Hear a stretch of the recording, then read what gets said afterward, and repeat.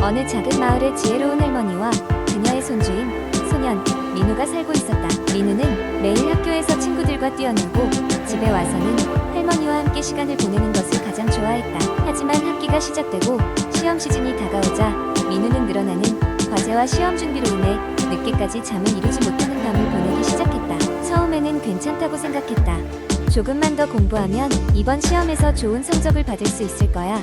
그렇게 생각하며 며칠을 버텼다. 하지만 시간이 지날수록 민우는 피로가 쌓여갔고 매일 아침 침대에서 일어나는 것이 점점 힘들어졌다. 수업 시간엔 자꾸 깜빡 졸고 집중도 하기 어려웠다.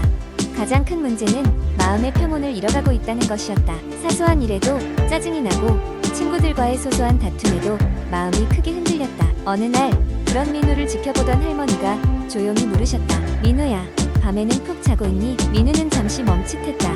사실 맞지 않았다. 할머니는 부드럽게 미소를 지으며 말씀하셨다. 잠은 몸뿐만 아니라 마음에도 큰 영향을 준단다. 잠을 잘 자지 못하면 마음도 쉽게 지치고 무거워질 수밖에 없어. 한번 이야기를 들려줄게.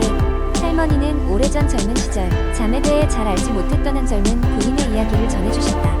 그 군인은 전쟁 중 많은 스트레스와 불안 속에서 살아야 했고 결국 생존을 위해 쉬지 않고 밤낮으로 지켜보았다. 잠을 자지 못한 군인은 점점 몸과 마음이 병들어갔다. 작은 소리에도 깜짝 놀라고 동료들과 말다툼이 잦아졌다. 어느 날 선임으로부터 충고를 받았다. 충분한 잠은 중요한 무기다. 그걸 잊지 마라. 그 말은 군인의 정신과 육체를 다시 세우는 계기가 된 이야기였다. 이 이야기를 들은 민우는 자신이 얼마나 부족한 잠을 자고 있었는지 깨달았다. 그리고 그날 밤부터 조금씩 잠을 더 잘 수 있도록 노력을 기울였다. 수면 전 휴대폰 사용을 줄이고 편안한 음악을 들으며 평온한 마음으로 잠들 수 있도록 했다. 며칠 후 민우는 변화를 느끼게 되었다. 아침에 일어나기 수월해졌고 학교에서도 한결 나은 집중력을 보였다. 가장 중요한 것은 그의 마음 상태였다. 늘 팽팽하게 느껴지던 긴장이 사라지고 친구들과 마주할 때 웃음 짓는 일이 많아졌다. 한 달 후 민우는 할머니에게 와서 말했다. 할머니, 감사해요. 잠이 정말 중요하다는 걸 알았어요. 이제는 공부뿐만 아니라 잘 쉬는 것도 열심히 하고 있어요. 할머니는 민우를 안아주시며 미소를 지었다. 그래, 민우야. 너의 마음의 건강을 위해서 가끔은 아무것도 하지 않는 것도 중요한 법이란다. 이후 민우는 시험 때가 되어도 일정한 시간에 잠을 자고 주말에는 짧은 낮잠을 즐기며 자신을 돌보는 삶을 살아갔다. 그리고 자신의 경험을 바탕으로 친구들에게도 수면의 중요성을 전하기 시작했다. 잠을 통해 몸과 마음을 돌보는 것은 민우와 그 주변 친구들에게 큰 변화와 성장을 가져다 주었다. 민우는 앞으로도 잠이 가져다주는 정신건강에 힘을 잊지 않기로 다짐했다. 두 번째 이야기. 2023년 전 세계적으로 많은 사람들이 체중 감소를 추구하면서 다이어트 트렌드가 끊임없이 변화하고 있다. 새로운 다이어트 방식을 소개받을 때마다 실제로 얼마나 효율적이며 건강한지를 고민하게 된다. 이번 이야기는 최고의 체중 감소 다이어트 트렌드에 대해 깊이 있게 다룬다.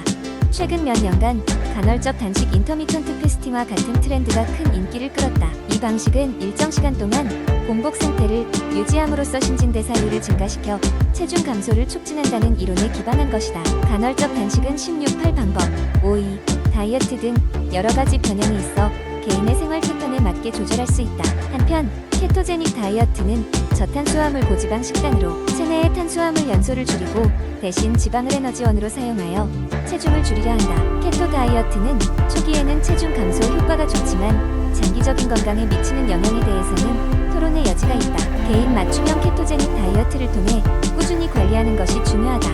플렉시테리언 다이어트도 주목받고 있는데 주로 식물성 식품을 섭취하면서 때때로 소량의 육류나 생선을 소비하는 방식이다. 이는 탄소 발자국을 줄이고 심혈관 건강에 좋은 영향력을 준다고 홍보되며 환경 보호와 건강 관리를 동시에 추구하고자 하는 사람들에게 인기를 얻고 있다. 뿐만 아니라 2023년에는 마인드풀 이팅과 같은 새로운 트렌드도 부상하였다. 이는 식사를 할 때 주의 깊게 음식을 음미하고 충분히 씹으며 음식의 질감, 향기, 맛을 경험하는 식습관을 장려한다. 이러한 접근 방식은 단순히 식사 시간이 줄어드는 것을 넘어 식사와 관련된 감정과 행동을 조절하여 체중을 관리하는 데 도움을 준다. 물론 이러한 트렌드가 모든 사람에게 적합한 것은 아니다. 따라서 최적의 다이어트 방법은 개인의 몸 상태와 생활 방식, 목표에 따라 다르다. 많은 전문가들은 어떤 다이어트든지 균형 잡힌 영양과 운동을 병행해야 더욱 효과적이라고 조언한다. 일시적인 체중 감소라는 결과에 초점을 맞추기보다 장기적인 건강과 지속 가능한 식습관을 유지하는 것이 중요하다. 이처럼 현대의 체중 감소 다이어트 트렌드는 다양한 방식으로 개인의 필요와 스타일에 맞춰 선택할 수 있게 계속해서 발전하고 있으며, 중요한 것은 어떤 트렌드를 선택하든 건강을 최우선으로 고려하고 지속 가능한 방법을 찾는 것이다. 세 번째 이야기. 나는 언제나 하루하루를 의미 없이 흘려보내기 일쑤였다. 아침에는 침대에서 나오기 힘들었고 하루의 절반은 무엇을 했는지 기억나지 않을 정도로 무기력했다. 그러던 어느 날 친한 친구와 커피를 마시며 변화를 결심하게 되었다. 친구는 너도 운동을 시작해봐 라고 권유했다. 너무나도 무기력한 상태였기에 이 제안은 새로운 시도처럼 느껴졌다. 그날 저녁 거의 5년 만에 운동화를 꺼내어 걷기 시작했다. 처음엔 겨우 10분을 걷는 것도 힘들었지만 이상하게도 몸을 움직인 후에는 상쾌한 기분이 들었다. 그렇게 나의 일상 속에 운동이 조금씩 자리 잡기 시작했다. 매일 같은 시간에 운동을 한다는 약속을 내 자신과 하자. 무기력하게 흘리던 시간들에 활기가 돌기 시작했다. 매일 운동을 하면서 체력도 좋아지고 가장 놀라웠던 건 마음의 변화였다. 우울했던 기분이 조금씩 밝아졌고 사소한 일에도 감사함을 느끼게 되었다. 뇌 속에서 생성되는 엔돌핀이 나를 활기차게 만들어주었고 스트레스에 대한 내성도 강해졌다. 마치 몸과 마음의 정화를 경험하고 있는 기분이었다. 그리고 몇 달이 지나 나는 예전의 나와는 완전히 달라져 있었다. 매일 아침 일찍 일어나 운동을 하고 시작하는 하루는 언제나 긍정적이었다. 움직임을 통해 얻게 된 새로운 일상의 활력은 나를 더욱 적극적인 사람으로 만들어주었다. 더욱이 체력이 좋아지니 장기적인 건강에도 큰 이점을 경험하게 되었다. 병원을 찾는 일이 줄어들고 바이러스에 대한 면역력도 강해진 느낌이었다. 이제는 나의 이런 변화가 주변 사람들에게도 가시적으로 보였다. 친구들과 가족들은 나의 밝아진 표정과 건강한 모습에 놀라워했고 나의 이야기를 듣고 함께 운동을 시작하는 사람들도 생겨났다. 나는 그들에게 나의 경험을 나누어주는 것이 큰 보람이었다. 그러면서 더욱 운동의 중요성을 느끼게 되었고 계속해서 자신의 한계를 넘어서는 경험을 하고 싶어졌다. 이제 매일의 운동은 나의 삶의 필수적인 부분이 되었다. 단순히 몸을 만드는 것을 넘어 마음의 건강을 가꾸는 데 있어 운동이 가장 큰 선물임을 깨닫게 되었다. 그리고 이 길고도 즐거운 여정을 통해 나는 나 자신을 더 사랑하게 되었고 주변의 모든 것에 감사함을 느끼는 법을 배우게 되었다. 그래서 이 글을 읽는 당신에게 권고한다. 매일 단 10분이라도 좋으니 몸을 움직여보라. 그 작은 시도가 당신의 삶을 크게 변화시킬 것이다. 몸과 마음의 아름다운 변신은 운동이라는 마법에서 시작된다. 네 번째 이야기. 어느 작은 도시에 늙은 나무와 푸르른 잔디가 어우러진 조용한 동네에 준이라는 청년이 살고 있었다. 그는 항상 아침에 일어나기 힘들어했지만 어느 날 결심했다. 내가 아침에 일찍 일어난다면 더 많은 시간을 얻을 수 있지 않을까? 그 생각이 그의 삶을 크게 변화시켰다. 주는 변화를 위해 몇 가지 건강한 습관을 도입하기 시작했다. 먼저 그는 매일 밤 같은 시간에 잠자리에 들었다. 꾸준한 일관성이 중요하다더군. 그는 자기에게 말하며 자기 전에 스마트폰을 멀리 두기로 결심했다. 대신 그는 자주 듣던 오디오북이나 고전 음악을 틀어놓고 편안히 잠에 들었다. 두 번째로 그는 아침에 일어났을 때 자신을 격려하기 위한 작은 의식을 만들었다. 침대에서 다리를 내리기 시작할 때 그의 머릿속에는 이렇게 다짐된다. 나는 오늘을 생산적으로 보내고 나 자신에게 자랑스러운 하루로 만들 것이다. 그는 이 짧은 문장을 읊조리며 하루의 시작을 긍정적으로 받아들였다. 처음에는 힘들었다. 알람이 울릴 때면 침대에서 빠져나오기가 어렵다는 걸 그는 잘 알고 있었다.